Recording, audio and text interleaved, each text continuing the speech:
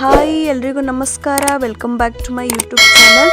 ಬಹಳ ದಿನಗಳ ನಂತರ ಇವತ್ತಿನ ವಿಷಯ ಏನಂತ ಹೇಳಿದ್ರೆ, ನಮ್ಮ ರಾಜ್ಯದಲ್ಲಿರ್ತಕ್ಕಂತಹ ಪ್ರತಿಯೊಂದು ಜಿಲ್ಲೆಯ ಬಗ್ಗೆ ಇನ್ಫಾರ್ಮೇಷನ್ ತಿಳ್ಕೊಳ್ತಾ ಹೋಗೋಣ.